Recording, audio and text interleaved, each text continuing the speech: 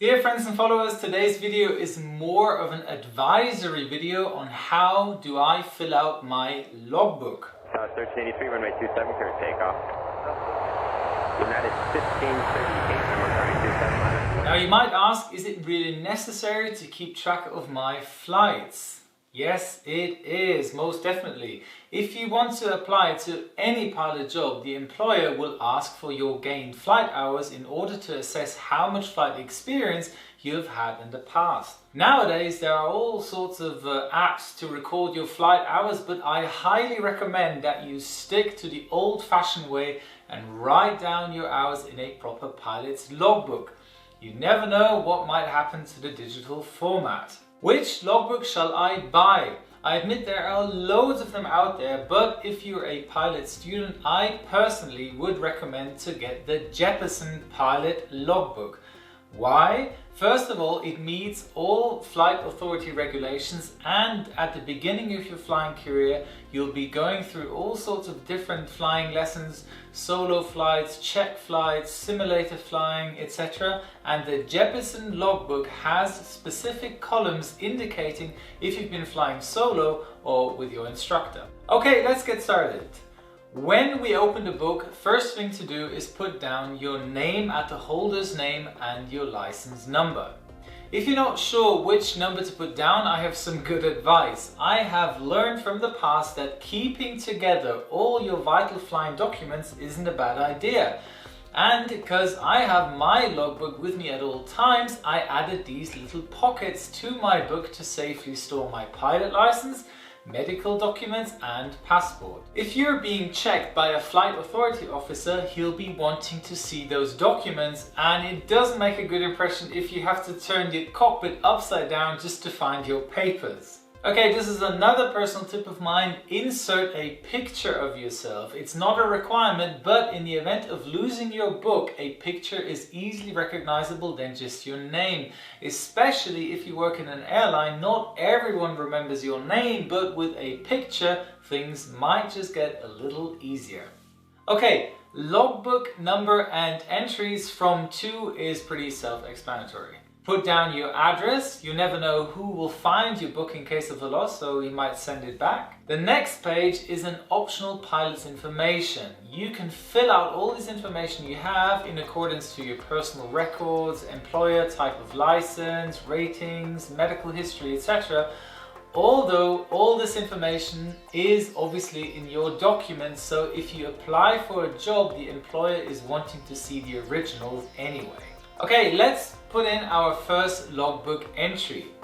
In column 1 is the date you have departed with your aircraft, not the date you land. If it's an overnight flight, for example, you can obviously figure out the landing date by means of the on-block time. Column 2 is the place of departure and off-block time. The off-block time meaning when the chocks are removed and the aircraft is moving under its own power. Same in column 3 is the on-block time as soon as the chocks are in place. Now, which airport letter code shall I use? Either the ICAO 4-letter or 3-letter airport code. Many small airfields don't necessarily have a 3-letter code, and with the 4-letter code it's easier to identify which country you've actually been to. And more about the 4-letter code in a future video. Column 4 is all about the aircraft you have flown, the make, the type and the registration. Column 5 refers to if you've been flying all by yourself, which would be single pilot time. Additional if it is a single engine or multi-engine aircraft, or if you've been flying as a crew of at least 2 pilots, then it will be multi-pilot time. Column 6 is the total flight time. I admit it's a bit misleading because they named it the flight time and I've referred to the block time just previously. But there is a reason for that, because there are flights where pilots only get to fly during cruise, which is so-called stick time. Column 7. Enter the name of the pilot in command. Now, if you're flying with your instructor, he is the pilot in command. So put down his surname. If you decide you want to be the pilot in command under supervision, or student pilot in command, meaning your instructor is flying with you but only acts as an instructor if necessary, you can write down your name or self as pilot in command. But all such entries shall be certified by the commander or flight instructor in the remarks column. For example, if you're on your check flight, the examiner is more or less a passenger, unless otherwise agreed prior to the flight, and then you can log your flight time as PIC, as pilot in command. Column 8 is for takeoff and landings. Now, when does a night landing apply? The period between the end of evening twilight and the beginning of morning civil twilight would be a night landing or night takeoff. In Germany, for example, you can add 30 minutes to the sunset and subtract 30 minutes before sunrise, and it'll still be a daytime takeoff or landing. Especially during your flight training, you'll be doing a lot of traffic patterns, and each touch and go is respectively a landing and a takeoff and only requires one logbook entry. Showing in this example, it's one flight with one off and on block time, but many landings, so-called touch and goes. Column 9 is enter the flight time undertaken at night or under instrument flight rules, if applicable.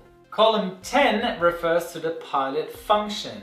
Co-pilot time means the flight time where you were acting as a co-pilot in a multi-crew cockpit aircraft, meaning an aircraft which needs at least 2 pilots or more. Dual time is the time, for example, flying with your flight instructor as pilot in command, so just regular flight lessons. And instructor time is obviously the time working as a certified instructor, so if you are a flight instructor. Column 11 is for the purpose of synthetic flight training. For example, if you're going through your CPL IFR flight training, you'll definitely collect some simulator time. Although it needs to be a certified FNPT, Flight Navigation Procedure Trainer. Don't put down your time you've done with the Microsoft Flight Simulator. That doesn't count, but it is great training, definitely. Column 12 is free space for remarks and endorsements, stamps and signatures by your flight instructor. I personally use the free space to write down some notes about the approach, the landing, or collect stamps of airports I've been for the first time. Now let's move down to the bottom of the page, showing the total of this page from previous page and total flight time, which helps you to accumulate your flight times. To the right, you have a signature box where you certify with your signature that all entries in this log are true. So keep in mind to fill out your logbook as soon as practical after each flight, and sooner or later your next employer wants to take a good look at your flight times, so write it down nice and tidy. That's it for today. I hope you now understand how to fill out your pilot's logbook. Have fun collecting your precious flight hours, especially at the beginning, and if you have any questions, please don't hesitate to ask me. So thank you much for your time. Spread the word about my channel, and I'll be seeing you soon. All the best. Farewell, your Captain Joe.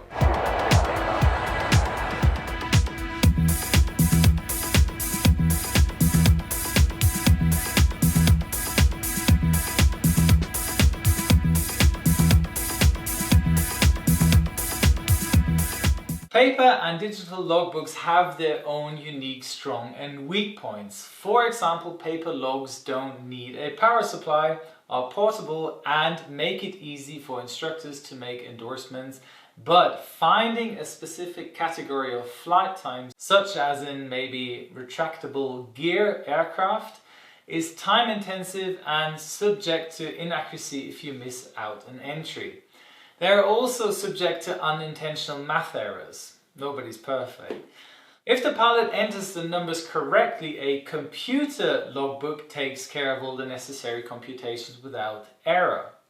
Sorting out the records to find a specific type of flight time is easy by just using a simple filter.